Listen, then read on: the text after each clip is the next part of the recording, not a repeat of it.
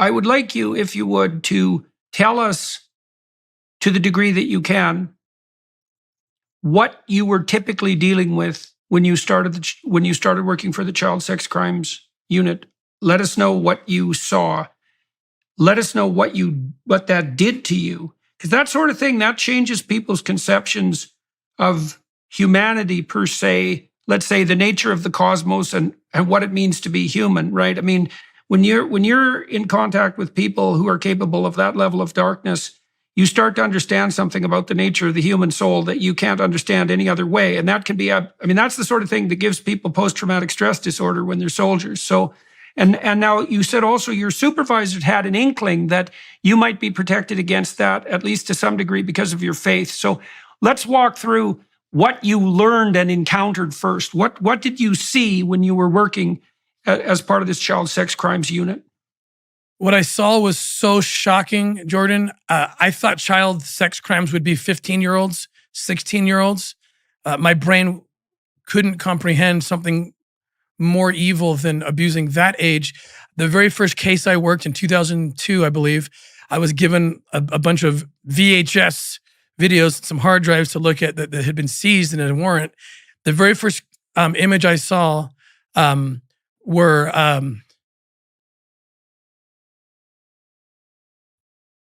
there were three little boys that were probably 7, 5, and 3, and they looked like my children. They had blonde hair, blue eyes, and they were being just raped, these 3 little boys, by this pedophile. And I was so shocked. I fell to my knees. I dry heaved, thinking I was going to throw up into the wastebasket. I jumped into my car. I drove to my children's school, my 3 oldest kids. I checked them out. I still remember in my mind, I can still see dentist appointment I wrote. And I grabbed them. I took them home and just sobbed on the floor. My wife came in and I wouldn't let the kids go. I was just holding them and shaking.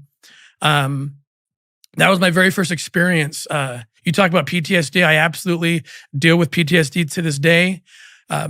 I took too long to actually deal with it. That's another story. And I thought, I can't do this. I can't do this. I started getting help immediately because I didn't want to quit.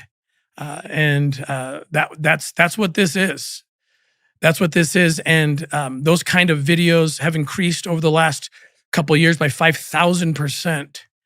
Yeah, well, in Canada, we just had a report from an organization called the Western Standard that 1 million child sexual exploitation photos and videos have been identified in an Alberta child porn investigation.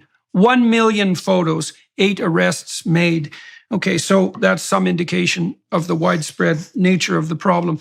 Now, you said that when you first encountered this material, it made you physically ill and also terrified for the safety of your children, but then also it necessitated you seeking help, I suppose, or aid. I mean, I've worked with people who've had post-traumatic stress disorder. Generally, what happens is that tragedy is not enough to give someone post-traumatic stress disorder, even if it's rather severe. It has to be a combination of tragedy and malevolence. And the real trauma comes as a consequence of contact with evil, with malevolence.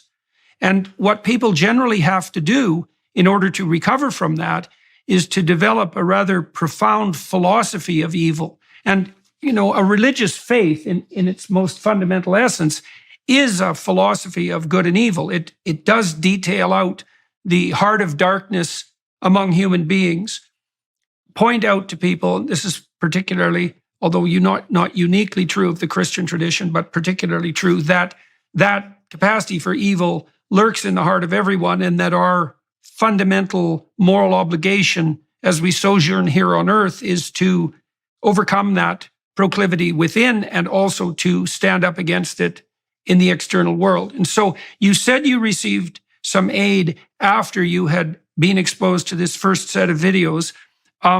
What is it about the way you looked at the world that had to change in order for you to adapt to what you were encountering? Well, I had to come to grips with an idea that I had never been confronted with before, that there are people, and not a few, but millions of people, only millions of pedophiles could justify a demand of millions of child exploitation material, videos, and so forth.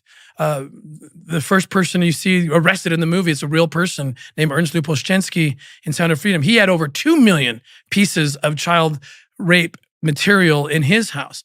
So to be confronted with the reality that there are people on this planet, and like I said, not a few, but millions, who want to indulge in watching 5-year-old children be raped and sexually assaulted in ways that, and I'm sorry to be so raw, but I feel comfortable with you, Dr. Peterson, but to watch children's bodies actually break in the act of sexual assault, acts that your mind couldn't conjure up if you tried to conjure it up, and that it's real, that is so shocking to the system.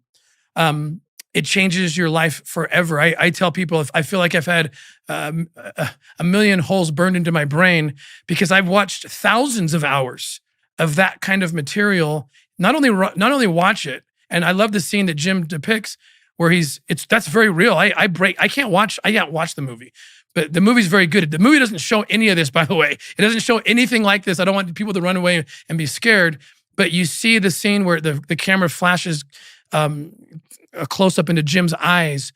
And that was me for 10 years, not only watching, but writing it in details for the court to see, for the prosecutors to see, and raising children at the same time that are the very same age. And fortunately or unfortunately for me, I have 9 children. At the time I left the government at 6.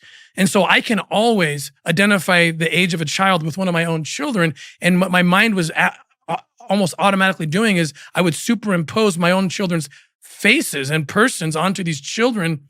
And that led to the PTSD, I'll be honest, and almost a paranoia about what would happen to my children and watching my children. And I've come a long ways, and I'm able to deal with it. But I was determined never to quit, and so I just sought more help, and I won't quit. So, okay, so Tim, I'm going to walk you through what I know about how people turn into the sort of pedophile that you and everyone else, I suppose, or virtually everyone else, finds so mysterious. So I'm going to refer first to the story of Cain and Abel because it actually puts its finger on the process in a stunning manner. So what happens in that story is that 2 different pathways to adaptation are detailed out, and they become the cardinal pathways of adaptation that characterize the whole human race, immersed as it is from that point onward in history instead of in the Garden of Eden. And one is the pathway of Cain, and the other is the pathway of Abel. Now, Abel makes high-quality sacrifices. He's all in, right? He puts himself on the line, and he does the real thing. And as a consequence, he finds favor with God, and his sacrifices are rewarded. He does well, and everyone loves him, and he thrives. And Cain, his sacrifices are not of the same quality. He tries to cut the corners and to pull the wool over his eyes and God's eyes and everyone else's eyes. And as a consequence, his sacrifices are rejected.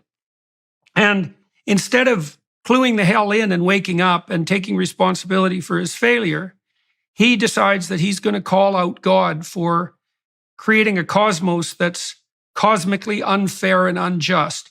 And the evidence for that is Cain's failure and Abel's success.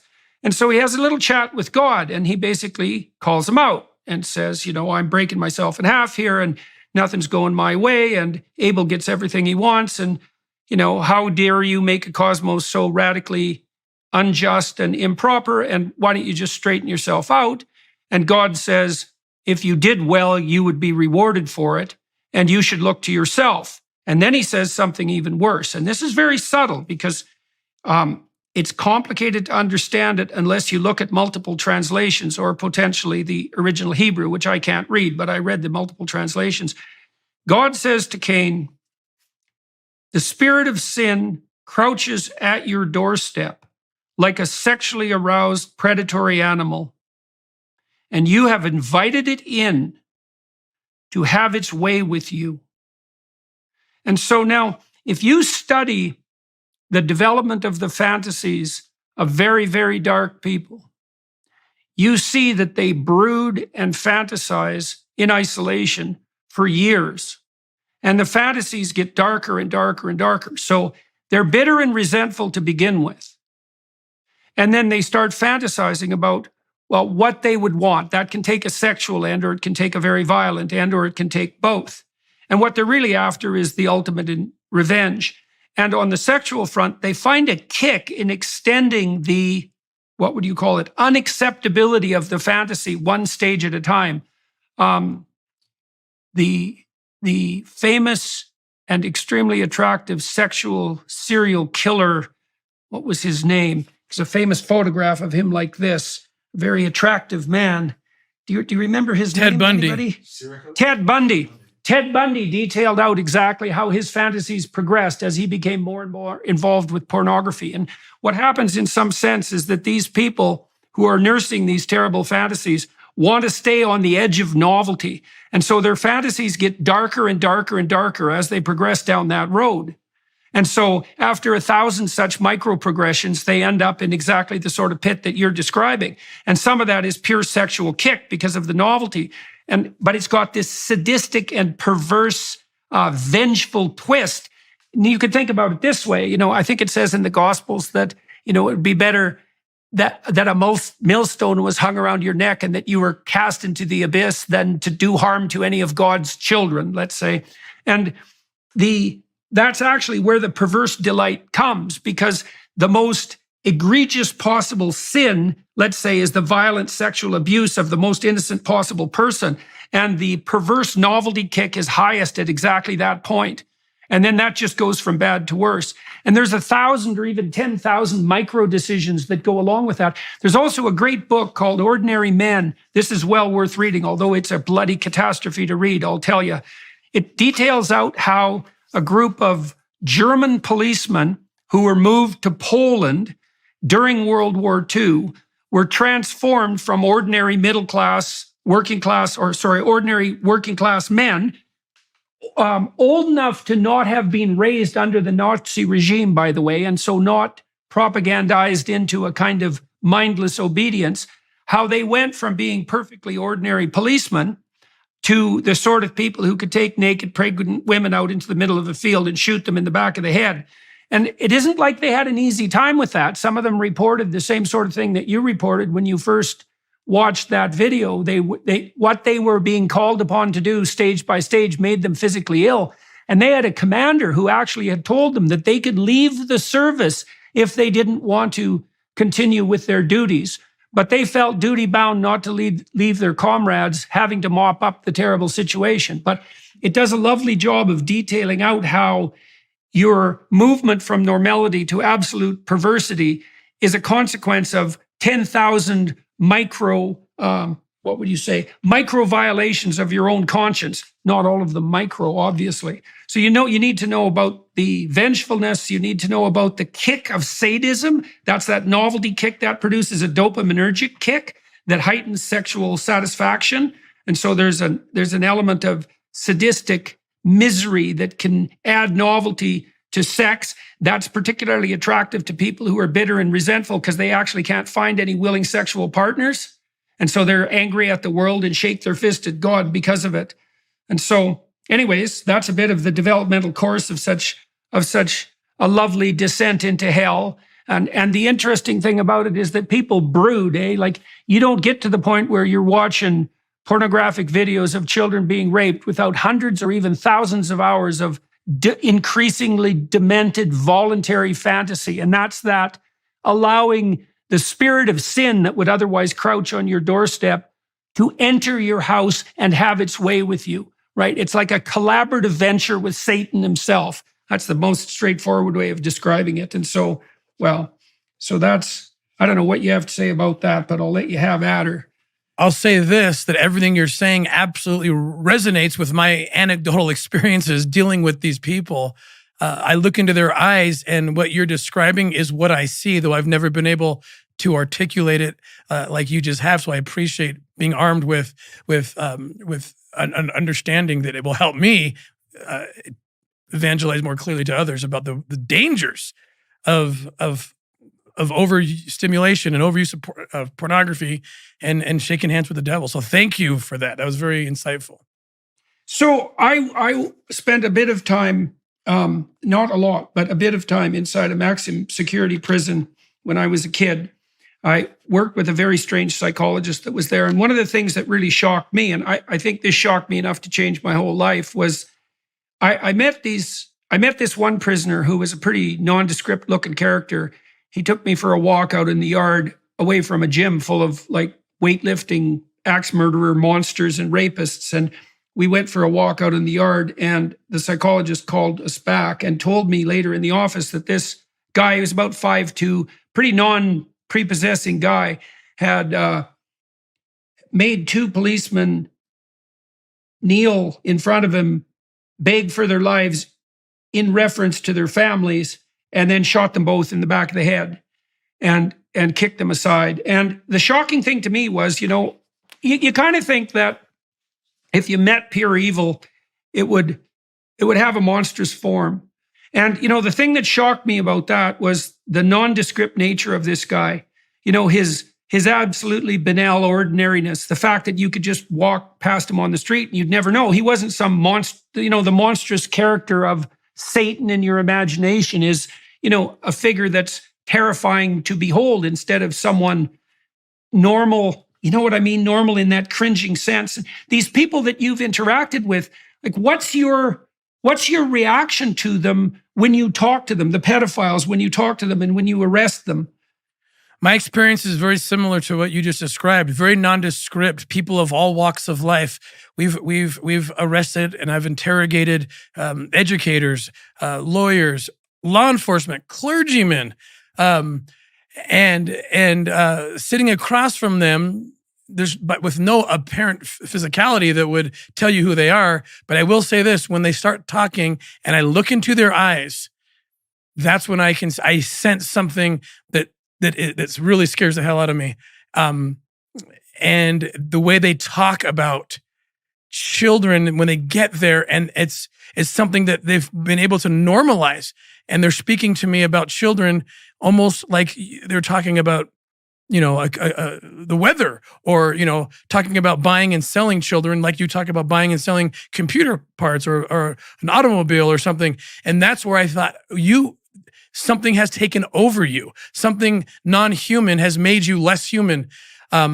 And I've never been able to figure it out, only that it creeps me out. And I usually end up getting them to confess because they have brought themselves to a place where they think they're okay. They think that it's somehow normal.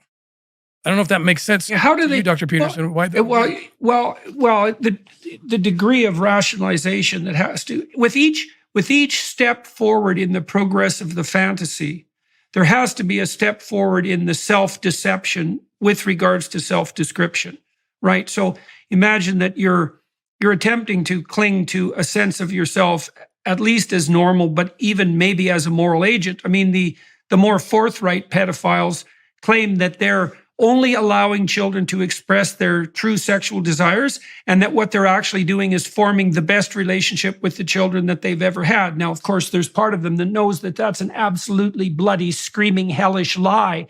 But you get to that lie, like I said, with 1,000 micro lies, right? And you're modifying your self-conception along the way. I mean, have you had these people justify themselves to you? And if so, by what means do they attempt to do that? So one person that comes to mind, absolutely, the answer is yes. And one person that comes to mind is the person depicted in the film Oshensky. This person had written articles, self-published, of course. He had a book that he actually sold on Amazon. And his understanding or his justification was that the puritanical society of this country has crushed the true and beautiful and righteous sexual experience, which the most natural would be between a man and a child, a prepubescent child. A prepubescent child is the most beautiful form of humanity, and why take that away from a child? Children would be well conditioned to confront the challenges of life if only they could experience orgasmic pleasure even in their prepubescence. This is how they talk. Right. And Well, that you saw echoes of that. There was attempts made in the 1970s by French intellectuals, surprise, to have the age of consent reduced radically. And that was always the rationale. It was an extension of the patriarchal oppression theory in some sense, right? That all sexual expression is essentially pure and good in its most fundamental form. And it's all warped by social pressure. And if we were just allowed to express ourselves in every manner that we saw fit, then everyone would be free and we wouldn't suffer anymore from the constraints of tyrannical society, right? And it's just convenient for the bloody pedophiles that happens to justify them doing whatever the hell they want to children who are obviously too young to consent. Right, so he is a good example. I forgot about that. In the book,